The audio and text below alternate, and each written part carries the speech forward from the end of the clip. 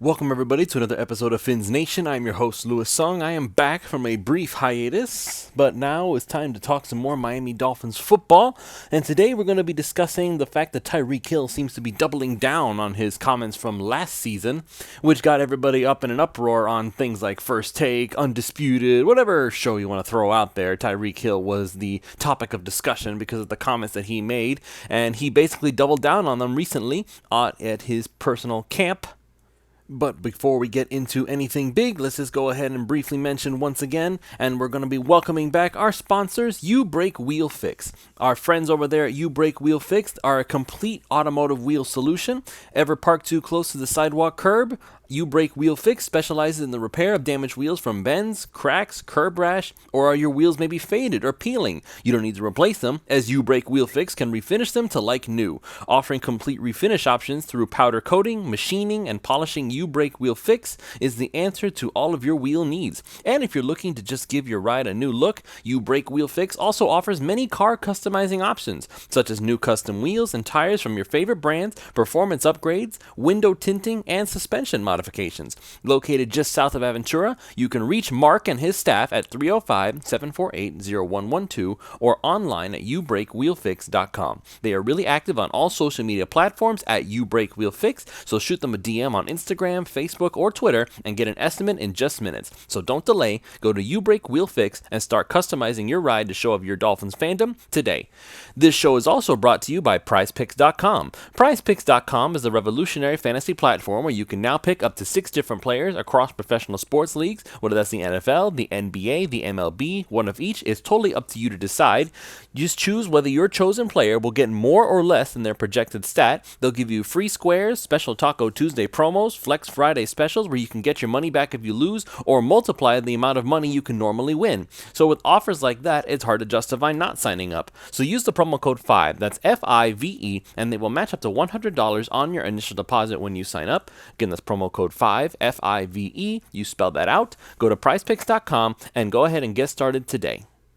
So the Tua talk never stops on Fins Nation apparently, as the Miami Dolphins once again find their quarterback being a topic of discussion, as on April 8th it was reported by Marcel Louis-Jacques that, and again this is at Tyreek Hill's personal camp, he told the campers that Tua is the most accurate quarterback he's ever played with. Which, again, is not really news based on the fact that he said that last year as well. And, again, it's not a slight against Patrick Mahomes. He also said that Patrick is like a brother to him. But, nevertheless, he continues to double down on this and saying that Tua is a more accurate quarterback than Patrick Mahomes. Now, I still remember when this was considered an outrageous opinion, that there were people like Stephen A. Smith and Skip Bayless talking about how, oh yeah, well, Tyreek's just talking up his quarterback. Tyreek is just talking about how he's happy to be with his new guy because he's trying to make a good impression, but he honestly doesn't really believe that Tua is a more accurate quarterback than the vaunted Patrick Mahomes, the greatest quarterback to ever play the game of football, if you ask anybody who was born in the year 2010. But I feel like it should say something at this point that he keeps going back to the same thing, right? He's not saying that Tua is a better quarterback than Patrick Mahomes. He didn't even say that he didn't even acknowledge that Tua had better stats than Patrick Mahomes. All he said was Tua is more accurate. So what is the big deal? Really, there's not really that big of a deal. But the truth is, just by saying this, just by acknowledging it a second time, Tyreek is basically acknowledging that he's the perfect fit for this offense, Tua is. This offense, again, is based on timing. It is based on anticipation. It is based on accuracy. Any quarterback who has less than pinpoint accuracy is going to struggle in the type of offense that Mike McDaniel is putting together. So it should come as no surprise that Mike McDaniel says things like Tua is the best quarterback for this offense. And it should not come as any surprise that Tyreek Hill says that he's the most accurate quarterback he's ever played with, because that helps a lot. It makes a big difference.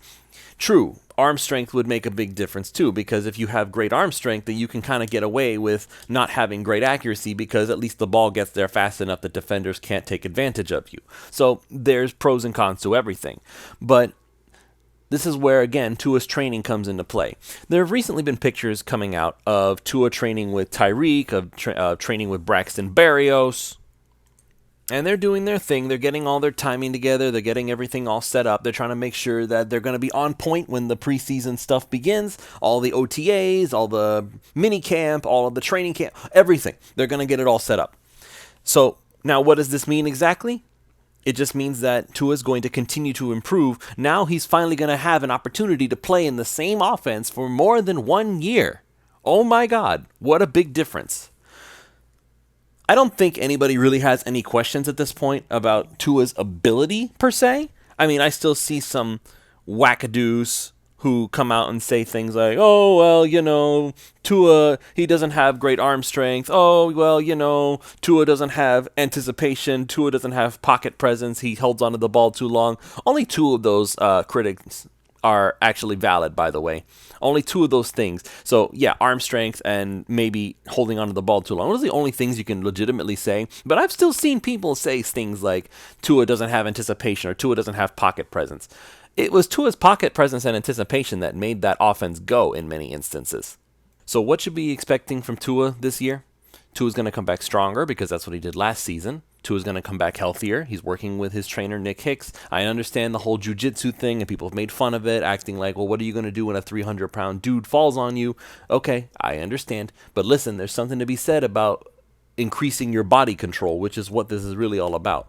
Tua needs to learn how to stop slamming his head on the ground every time he takes a fall. That is something you can learn. You can learn how to make sure that, okay, I'm going to make sure that, yes, I'm going down, but instinctively I'm going to make sure that my head doesn't hit the ground at the hardest possible impact, because that's what ultimately made the problem in the first place. So now here we go. Tyreek is talking, and Tyreek's been doing a lot of talking lately. For anybody who hasn't been keeping an eye on things, Tyreek has basically said that he's going to be retiring in 2025, or rather after the 2025 season. So in 2026, we can expect to have Tyreek get ready for his Hall of Fame push, I suppose. But hopefully maybe he changes his mind. He decides, maybe one more round, because I kind of want to have Tyreek Hill around for a lot longer than just a couple more years, especially with all the money we're going to be paying him. So we'll see what happens with that. Tyreek has also said that he is going to be the Kansas City Chiefs' worst nightmare when they finally meet up. And I know that his former teammate Chris Jones is clapping back, basically saying, no, the only peace sign you're going to put up is the one where you put your peace sign up when you're walking back on the bus to go back to Miami. So the trash talk is all around, and Tyreek is at the middle of a lot of that stuff. But you know what? I feel like with Mike McDaniel now, he kind of fits exactly the kind of culture that the Miami Dolphins are putting together. Because it is not a culture of saying that, oh, well, we're just going to trash talk everybody. They're having fun. They're having fun. And that's something that it was kind of missing from the Brian Flores era. It was also missing in the Joe Philbin era.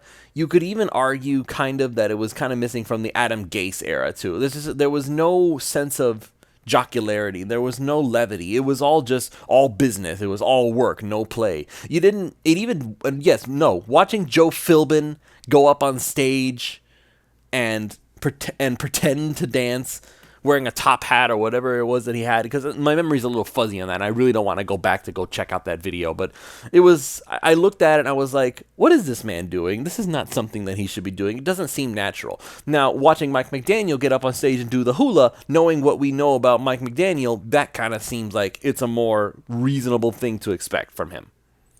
So when you have a coach who encourages people to actually have fun with what they're doing, then that allows for things like certain controlled trash talk. Because Tyreek is not saying, yo, you suck. He's saying that, oh, I'm gonna be really tough for you to deal with. And that's talking about himself. He's not talking about other people per se. And if he does troll other people, it's always very kind-hearted, it's very light. I don't see anything wrong with anything Tyreek is saying, and I don't think anybody else does either. But again, it comes right back down to the same thing again. He's doubling down on Tua is the most accurate. And accuracy speaks volumes because of one thing, if nothing else. Once again, I have to go back to this comparison. And every time I say it, everybody rolls their eyes and acts like, oh, he's not even in the same ballpark. Yes, he is. Based on what we saw last year, he absolutely is. And he should be said as such.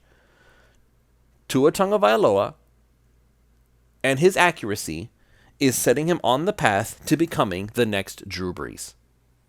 Because the next Drew Brees is somebody who is accurate, He doesn't have the strongest arm, but he can perform surgery on a defense like you would not believe. And now, not only is Tua going to be able to do what he did against other defenses already, he's also going to have the opportunity to practice against Vic Fangio and that incredibly talented defense with guys like Jalen Ramsey and Xavier Howard, and Javon Holland is still there, and Nick Needham just came back, and Trill Williams coming off of injury, and we thought he was going to look really good, and Kader Kohu, out of an undrafted rookie, he's coming back again, and he's going to be even stronger than ever. What kind of a challenge is that? Like, my God, you couldn't ask for a more difficult team to practice against, at least on paper.